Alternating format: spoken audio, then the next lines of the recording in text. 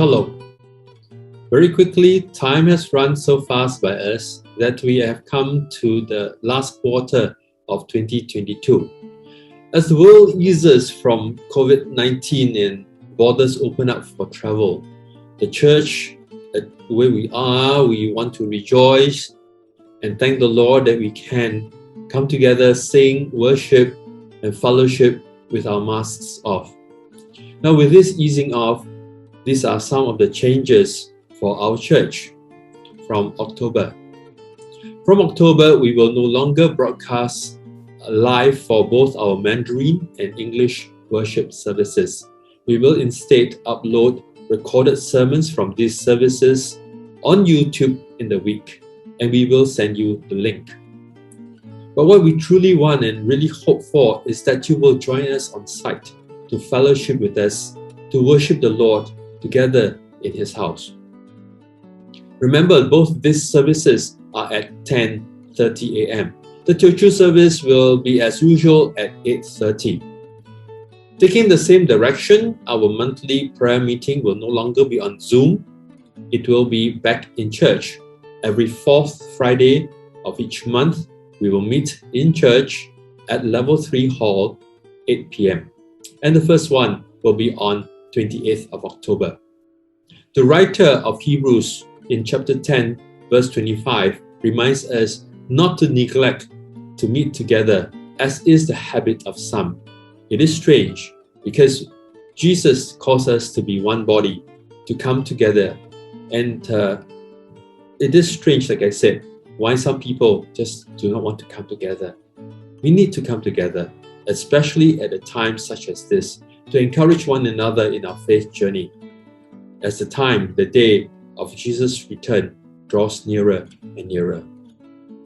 Another change we will have in church is that the church office will be closed on Mondays instead of Tuesdays. So if you do have any administration matters, do not come and see us on Mondays. The season for midweek sharing will also come to an end in October. I hope you have been inspired by our leaders, what they have shared, and really bringing to you what is in their hearts. And I hope you have gotten to know them better. I want to personally thank each of our leaders, Hao Sang, Ying Hao, Joash, Kemi, Sylvia, Claudia, and even Elder Alan. They have gone beyond the call of duty to encourage you in your journey of faith. They have put in much effort, and it would be wonderful if you could, when you see them, give them encouragement, thank them for the things they've done for you. Engaging Dr. Luke ends on the 3rd of October when we see Paul preach in Rome in Acts chapter 28, and I've entitled it Witness in Prison. Now, this does not mean the end of our weekly learning and engagement with you. It is a season of rest. Online teaching and engagement will restart on a different format in 2023. So I hope you are looking out for that. For the remaining of the year, our emphasis, and into 2023, our emphasis is prayer. Theologian Leonard Ravenhill said that the pastor who is not praying is playing. The people who are not praying are straying. Prayer is the lifeblood for all of us, individually and as one people called by the name of the Lord. And so corporate prayer will continue to be part of our first Sunday worship service. 2 weeks ago, I introduced you to Revival Prayer Group, RPG. Coordinators, I hope you have contacted your people and you have begun to pray together. Remember, only 30 minutes once in the whole week. We pray for each other. And also, I will be posting weekly prayer points through our WhatsApp broadcast chat group. And these pointers are for church needs, church matters, the world, and our nation. And we will also, as I said, meet on the 4th Friday of every month at prayer meeting. We are praying into 2023 and beyond. That is our focus. In 1970, Jim Croce wrote the song Time in a Bottle. I heard this song for the first time when I was in my teenage. And in it, Jim captured the very thoughts of many of us, of how we wish we could just save time, stop time, save time in a bottle beyond eternity. To treasure each day just to make them meaningful with our loved ones. And then the chorus goes, but there never seems to be enough time to do the things you want to do once you find that time. It's strange, isn't it? Let us listen to Jim. And after you have finished with this song, there's a little bit more. So don't just stop at time in a bottle.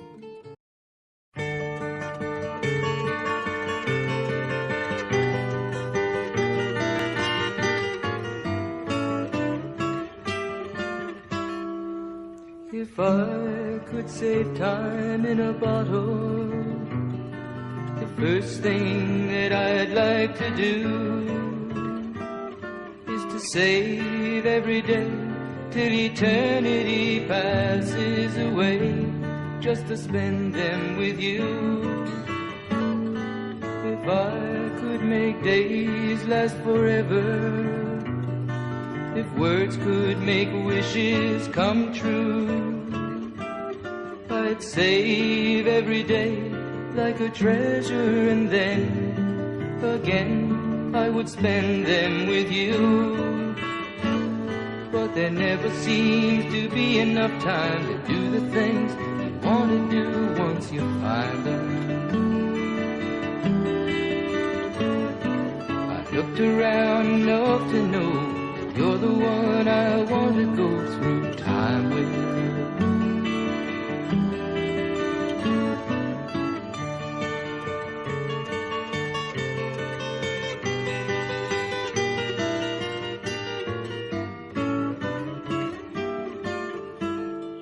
Jim wrote Time in a Bottle on the night his wife, Ing, told him that she was expecting their first child. In 1973, when his son AJ was just before 2 years old, Jim died in a plane crash. And just before his flight, Jim wrote a note to his wife, and one of the lines read like this: "Remember, it is the first 60 years that count, and I've got 30 to go. I love you, Jim." Jim thought he had another 30 years at the least to be with his loved one and to see AJ grow up. Time truly flows by us. The supply of time is limited for everyone, and you and I, we can't go back. We need to treasure time to do the things which have lasting and everlasting eternal meaning for ourselves and for our loved ones. The wise man in Ecclesiastes 3, this is what he wrote. And we all know this verse.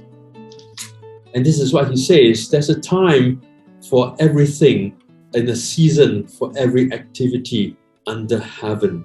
A time to be born, a time to die, a time to plant, a time to uproot, a time to kill, a time to heal, a time to tear down, a time to build, a time to weep, a time to laugh, a time to mourn and a time to dance, a time to scatter stones and a time to gather them, a time to embrace and a time to refrain, a time to search and a time to give up, a time to keep and a time to throw away, a time to tear and a time to mend, a time to be silent and a time to speak, a time to love, a time to hate, a time for war and a time for peace.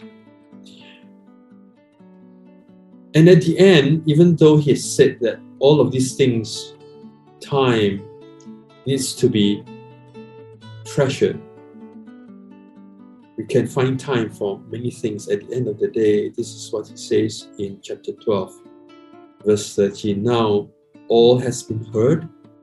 Here is the conclusion of matter. Fear God and keep his commandments, for this is the whole duty of man. For God will bring every deed into judgment, including every hidden thing, whether it is good or evil. So what this wise man is telling us, at the end of the day, it is about God. It is about the eternal and the everlasting. So brothers and sisters, let us treasure time together. Lord bless you.